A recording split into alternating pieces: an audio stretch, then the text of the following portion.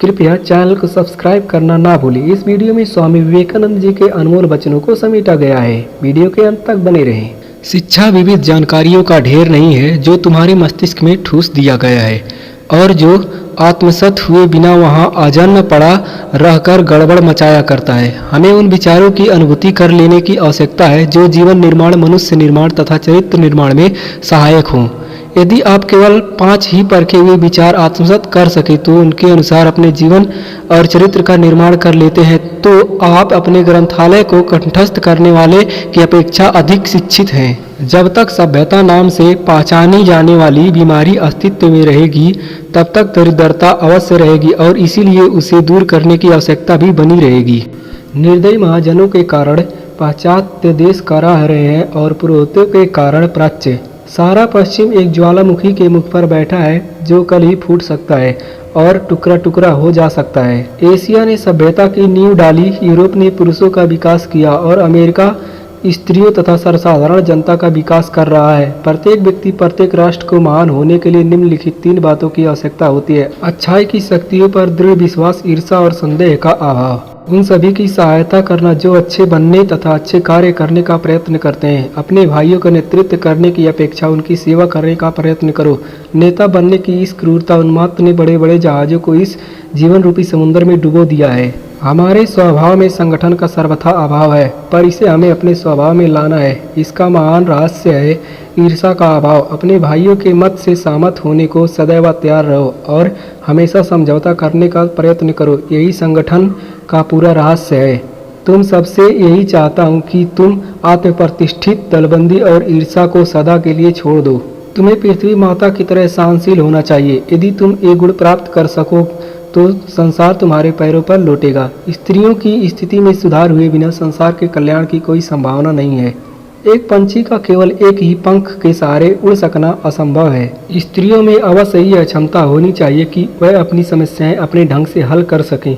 उनका यह कार्य ना कोई दूसरा कर सकता है और ना किसी दूसरे को करना ही चाहिए। हमारी महिलाएं संसार की श्री कन्याओं की तरह अपने कार्य करने के योग्य हैं। मैं जानता हूँ कि वह जाति जिसने सीता को जन्म दिया, यह चाहे उनका स्वप्न ही क्यों ना हो, स्त्रियों के लिए वह सम्मान रखती है जो पृथ्वी तल पर अतुलनीय है। जब प्रत्येक बात में सफलता निश्चित रहती है तब मूर्ख भी अपनी प्रशंसा पाने के लिए उठ खड़ा हो जाता है और कायर भी वीर की वृत्ति धारण कर लेते हैं।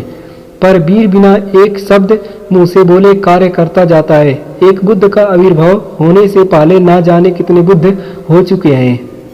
पश्चिमी राष्ट्रों ने राष्ट्रीय जीवन का जो आश्चर्यजनक ढांचा तैयार किया है वह चरित्र के दृढ़ स्तंभों का ही आधार है और हम जब तक ऐसे स्तंभों का निर्माण नहीं कर लेते तब तक हमारा किसी भी शक्ति के विरुद्ध आवाज उठाना व्यर्थ है। काम इस प्रकार करते रहो मानो पूरे संसार का कार्य तुम में प्रत्येक पर निर्भर है। 50 शताब्दियां तुम्हारी ओर ताक रही हैं। देश का भविष्य तुम पर अवलंबित है।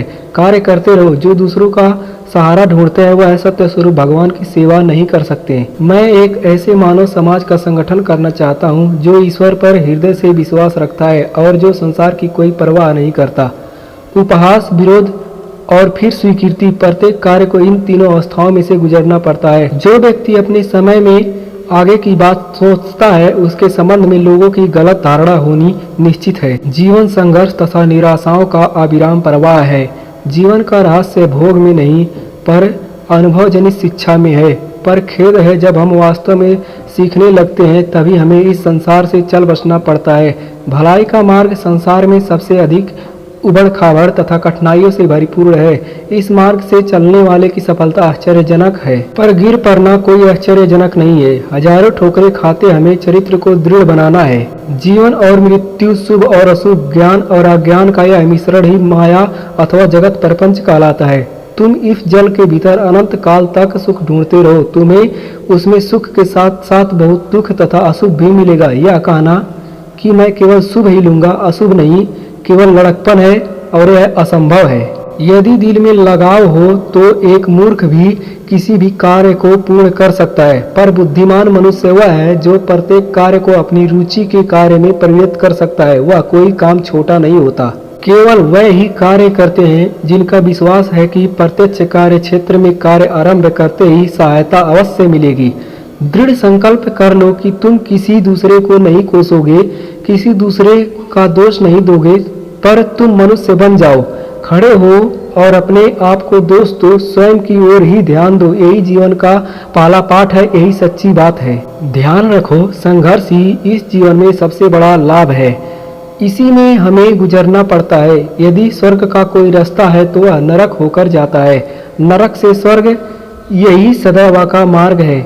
जब जीवात्मा परिस्थिति से लड़ता है और उसकी मृत्यु होती है, तब मार्ग में हजारों बार उसकी मृत्यु होने पर भी वह निडर होकर बार बार संघर्ष करता हुआ आगे बढ़ता है। तभी वह महान शक्तिशाली बन जाता है और उस आदर पर हंसता है जिसके लिए उसने संघर्ष किया था, क्योंकि वह देखता है कि वह उस आदर्श से कहीं श्रेष्ठ है। मैं, मेरी आत्मा स्वयं ही अंतिम लक्ष्य स्वरूप है और कोई नहीं। इस संसार में ऐसी कौन सी वस्तु है जिनकी तुलना मेरी आत्मा के साथ की जा सके। दोस्तों, यह वीडियो आप सभी को कैसा लगा कमेंट में जरूर बताएं और ऐसे ही वीडियो के लिए मेरे चैनल को सब्सक्राइब कर बेल आइकन को जरूर दबाएं। धन्यवाद।